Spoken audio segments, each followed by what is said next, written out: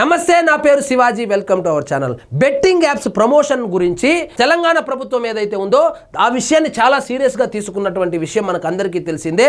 So ఈ సెలబ్రిటీలు ఎవరైతే ఉన్నారో, బుల్లితెర ఆర్టిస్టులు కావచ్చు, సినిమా వాళ్ళు కావచ్చు, అదేవిధంగా యూట్యూబర్స్ కావచ్చు, సోషల్ మీడియా ఇన్ఫ్లుయెన్స్ కావచ్చు, వీళ్ళందరూ ఫాలోయింగ్ వచ్చిన తర్వాత ఏ విధంగా అయితే బెట్టింగ్ యాప్స్ను ప్రమోట్ చేశారో మనం అందరం చూసాము.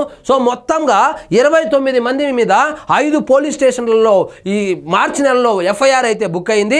అది ఇప్పుడు తెలంగాణ ప్రభుత్వము ఈ ఎఫ్ఐఆర్లు ఏవైతే బుక్ అయ్యాయి 5 పోలీస్ స్టేషన్లో దాన్ని ఈడీకి అప్పగించింది. ఎందుకు ఈడీకి, ఎన్ఫోర్స్మెంట్ డైరెక్టరేట్గా అప్పచెప్పాల్సి వచ్చిందంటే, ఆ బెట్టింగ్ యాప్లకు సంబంధించి జరిగినటువంటి లావాదేవీల్లో మనీ లాండరింగ్ ఉందనేటువంటి ఉద్దేశంతో దాన్ని ఆ కేసును ఈడీకి ట్రాన్స్ఫర్ చేశారు.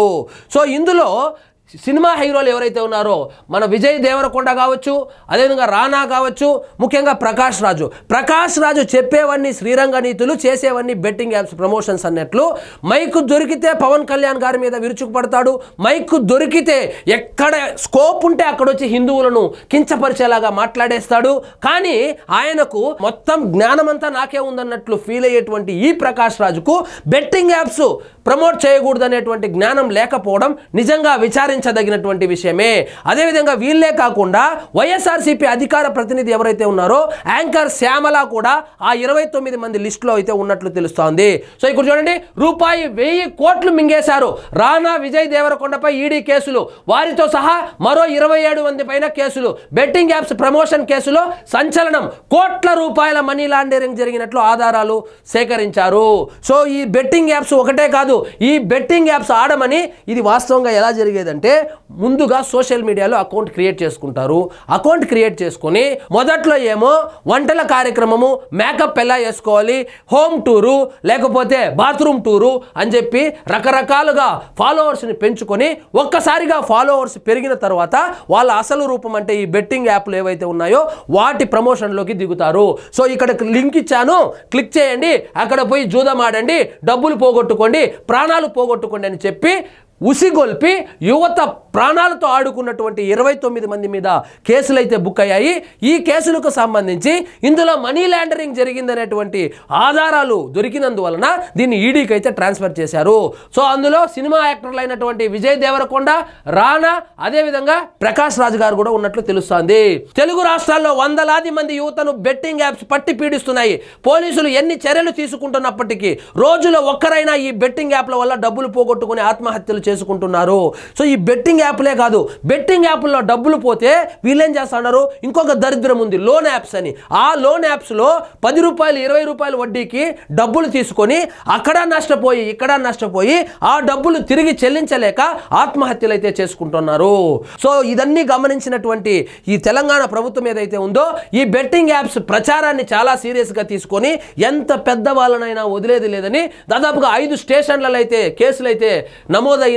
దానికి సంబంధించి అందులో మనీ లాండరింగ్ జరిగింది కాబట్టి దాన్ని ఆ కేసుని ఈడీకి కూడా ట్రాన్స్ఫర్ చేశారు. ఇక్కడ చూడండి, ఏకంగా 29 మందిని మనీ లాండరింగ్ చట్టం కింద విచారణకు పిలువనుంది. వీళ్ళలో సోషల్ మీడియా ఇన్ఫ్లుయెన్సర్స్, యూట్యూబర్లతో పాటు టాలీవుడ్ హీరోలు విజయ్ దేవరకొండ, రానా, నటుడు ప్రకాష్ రాజు, నిధి అగర్వాల్ లాంటి సినిమా తారలు కూడా ఉన్నారు.